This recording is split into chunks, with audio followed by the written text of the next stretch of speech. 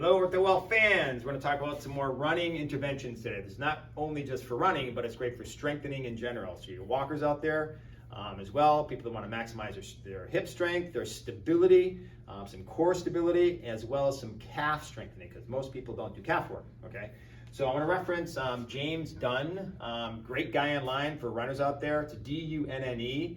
Go James Dunne YouTube videos. He's awesome, great running coach. I'd highly suggest if you want to learn more about technique or to kind of get in his brain a little bit as far as what he does for exercises would be a great way to, something to follow up with. These three are recently from one of his blog posts, which is pretty cool. So he mentions that if there's any 3 exercises as a runner you do that you make time for strengthening that are good functional carryover exercises would be these 3 exercises, okay? So Laura, my lovely assistant, is going to be demonstrating the exercises. So the first one's a split squat. Okay, so back nice and straight. You can brace your core as you do this. As you squat, you want to make sure your hip and your knee and your foot stay in the same line. You don't want to be doing this stuff as you're squatting. You're going straight down and then back up. Keeping your back foot in place, up and down. I'd probably say 15 times one side, 10 or maybe start at 10, work your way to 15. And then switch sides. And I alternate sides, do 10, 15 one side, switch 10, 15 the other side, with the goal of 3 sets of 15. And then we ask ourselves, well, how often should we be doing this stuff? Minimum, research tells us, 1 time a week, you're not gonna get stronger. Twice at a minimum, 3 is ideal, with the day in between for rest, okay? We don't suggest that you do this. Kind of the rule of thumb when it comes to strengthening and running is you don't want to strength train your legs the same day that you run, okay?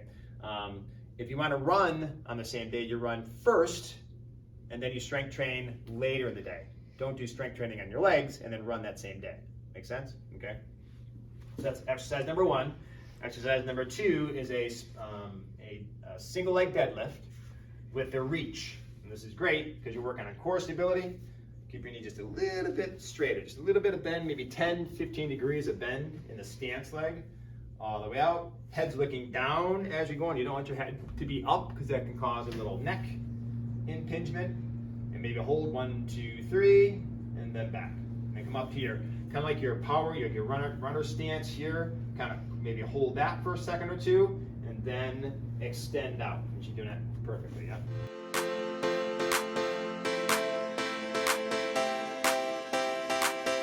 Last thing is calf.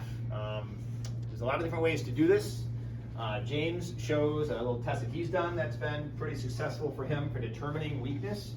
And so you go up on both toes, heel raise on both sides, then you alternate ankle up and down, ankle up and down. So you're kind of getting some anterior tibialis strengthening here as well as some calf strengthening. And his protocol is 300 times or 150 times each leg, alternating sides.